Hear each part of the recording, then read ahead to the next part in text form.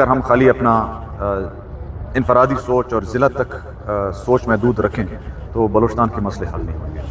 Every party, چاہے بلوچستان عوامی party ہو، چاہے پیپلز پارٹی ہو، چاہے نون ہو، یا جو بھی ہمارے اپوزیشن میں بھی لوگ، سب کو ایک ٹیبل پہ بٹھا کے ایک منظم پلان، بلوچستان پلان میں سمجھتا ہوں سامنے رکھنا چاہیے، جس میں سب کا فائدہ ہو. اجتماعی کام ہو، جو اپ لفٹنگ پروجیکٹس ہوں اس کے اوپر ہم کام کریں.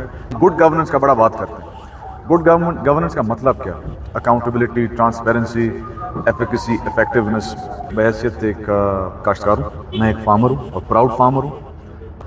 اگریرین پالیسی پاکستان میں ضروری ہے، مگر کنسسٹنٹ اگریرین پالیسی، یہ نہیں کہ 2 سال کے بعد پالیسی چینج. بسم اللہ الرحمن الرحیم. جی ہمارا جو پورا الیکشن کیمپین جو چلا ہے 2 مہینے سے، جام صاحب کا جو ویژن ہے اور جو منشور ہے وہ سامنے رکھتے ہوئے ہم نے بلڈ کیا اس کے اوپر. فرسٹ آف آل جی روزگار ایک بلوچستان کے علاقے تک محدود نہیں ہے. روزگار کا مسئلہ پاکستان تک ہے، تو ہم کو بیٹھنا پڑے گا. روزگار کے جو بیلا سائڈ جو میرے حلقے میں ہے وہ زمینداری اور کاشت کے ساتھ تعلق رکھنے والے لوگ ہیں.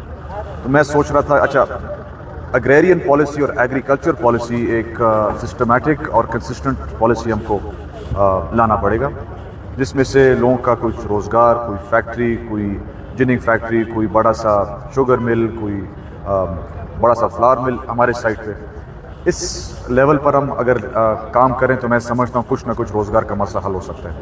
اس کے ساتھ ہی ساتھ جو میرے پرسنلی جو چیزیں جو دل میں، ایجوکیشن اور ہیلتھ. میں خود جی 9 سال باہر پڑھ کے آیا ہوں، اور تعلیم ایک ایسی چیز ہے، ایک بنیادی حق ہے سب کا. اور ایز اے نوجوان میں دا پلائٹ آف بلوچستان میں سمجھتا ہوں، جدھر لوگ جو احساس محرومی ہیں، it's based on not having adequate educational facilities. تو ایجوکیشنل فیسلٹیز ایک تو یہ چیز منصوبے.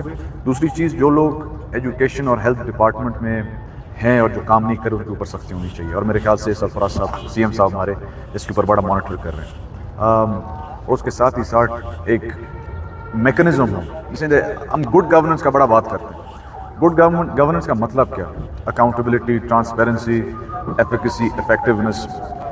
دیکھیں، ہم 10 دفعہ جا سکتے ہیں اسکول، یونیورسٹی، ہاسپٹل، مگر ہمارا کام نہیں ہے. بالکل جانا چاہیے، دیکھیں گے بھی صحیح بار ہم کتنا کر سکتے ہیں. میرا مقصد یہ گڈ گورننس کا مطلب یہ ہے کہ جو میکنزمز اور سسٹمز ان پلیس ہوں وہ پھر ہم کو مضبوط کرنی پڑیں، پھر جا کے گڈ گورننس ہمارا اچھا ہوگا. تو یہ 3 چیزیں جو ہمارے منشور میں ہیں، جام صاحب کے منشور میں بھی تھے، اور ہم